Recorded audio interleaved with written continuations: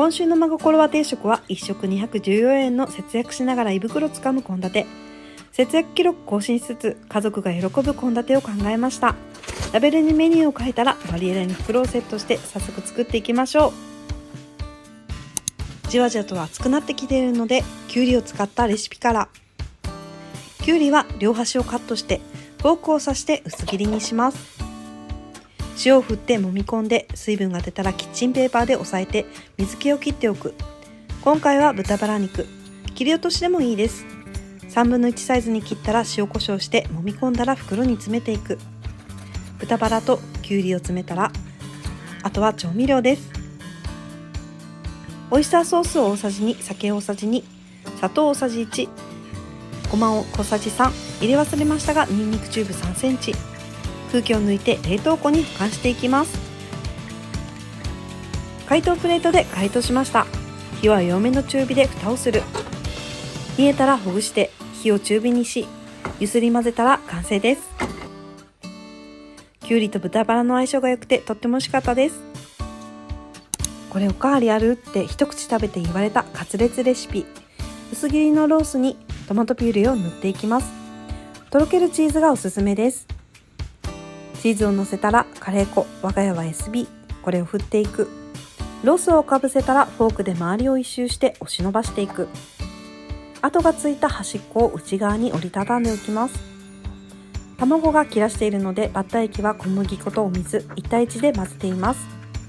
ラップにパン粉を置いてその上にバッター液をつけた豚肉を乗せる。パン粉も切れてしまいそうなので少なめですが、かぶさる量で乗せてください。あとはラップをかぶせて折りたたむ空間を空けてラップをするとくっつき防止とパン粉が馴染んでいきます。意外と簡単で汚れ物も少ないのでぜひチャレンジしてみてください。空気を抜いて冷凍庫に保管していきます。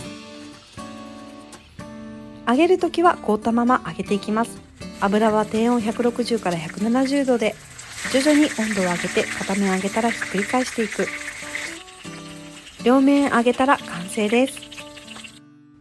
1人5枚はいけます。めちゃくちゃ美味しいです。さっきの特用パックの半分を使っていきます。豚バラは3分の1ほどにカットしたら袋に詰めていくだけ。高菜も詰めたらあとは調味料です。オイスターソース小さじ2、醤油小さじ1、ごま油大さじ1強、ニンニクチューブ2センチ、ごま大さじ1。空気を抜いて冷凍庫に保管していきます。流水解凍です。火は弱めの中火で蓋をする。ほぐして炒め合わせて豚肉に火が通ったら完成です。めちゃくちゃご飯が進みます。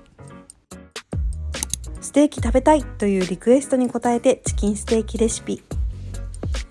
もも肉の余分なところをカットして筋方向に半分にカットします。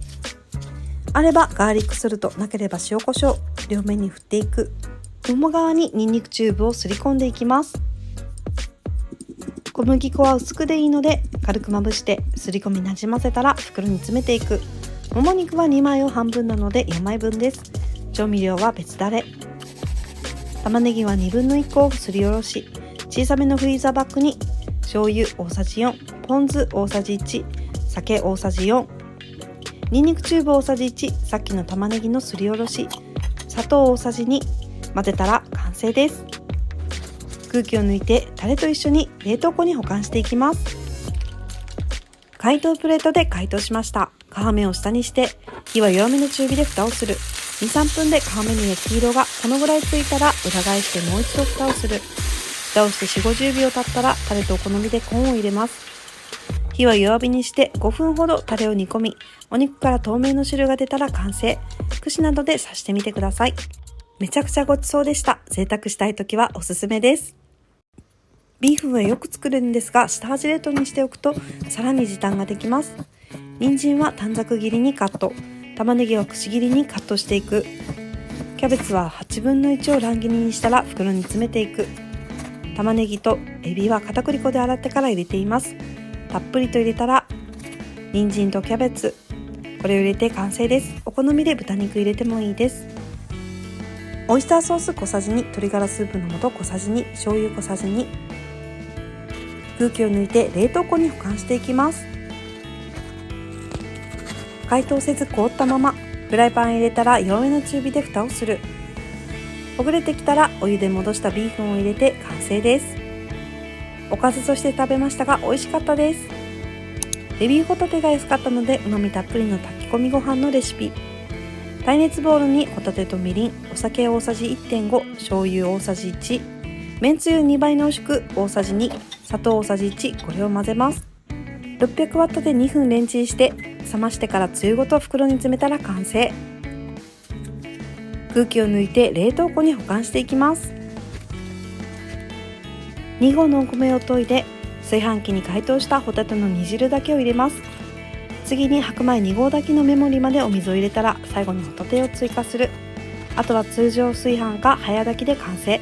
うまみがたっぷりでとっても美味しいです。小餅ししゃもで美味しい唐揚げレシピ。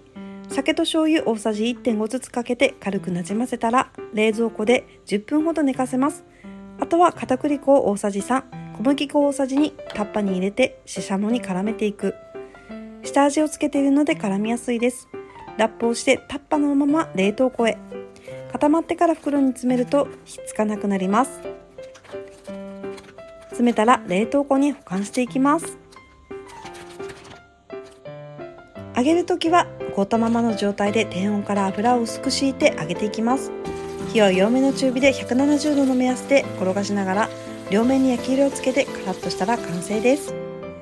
子供でも端から端まで食べてくれます。美味しいです。キッチン紹介です。片付けが苦手なのでコンロ周りは最低限使うものだけを置くようにしていて、頻度高く使うものは前面に持ってきていつでもさっと取り出せるようにニトリの突っ張りラックにかけています。ハサミ計量カップはかけて使えるようにしています。鍋蓋も定位置。誰か鍋蓋おすすめあったら教えてください。マグネット収納は短いヘラやマドラーなどを置くようにしています。サイドにはお玉など調理に使うグッズとスープ用の計量カップを。タワーの収納の中はオイルや蜂蜜、醤油のストック入れにしています。上段は小さめ調味料を色味がバラバラなので隠すのに便利です。この調味料ボトルはダルトン、砂糖などのケースはマーナです。右上のデッドスペースには無印の棚を置いてサランラップや調味料を置いて頻度高く使う本出し類を収納しています。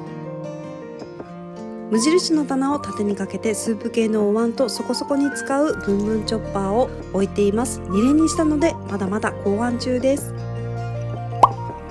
レンジ下の収納は IKEA の棚に小皿類を、下の段にはマナーやタッパ、解凍プレートなどを入れています。IKEA の棚ビリーは食器を置く専用にしていてすごく使いやすいです。もう少し整理すればもうちょっと収納ができそうです。レイエの水切りラックは調理スペースが広くなるのでめちゃくちゃ重宝します。蓋を外せば水切りラックにもなるし 3way です。キッチンサイドには2番目に頻度高く使うものをカフェスペース兼用で置いています。 IKEA エロベンはキッチンラックにもちょうどよく、上にはコーヒーメーカーと棚下にトースターを置いてあるのでパンナイフやナフキンの収納として取り出しやすいです。また下には朝食用のミニトレイをちょうどしまっておけます。ちなみにこのサイドボードは IKEA のフィエルボになっています。我が家のキッチンツアー収納編でした。本日は最安値1食210円の下味冷凍胃袋つかむ1週間の献立を作りました。私的おすすめはチキンステーキとトマトカレーカツレツでした。だんだんと暑くなってきて疲れが取れにくくなってきたので程よくサボり、また充実した1週間を過ごせますように。登録者5万1000人ありがとうございます。皆様のお役に立てる動画制作これからも頑張っていきます。また来週も下味冷凍続編です。ご視聴ありがとうございました。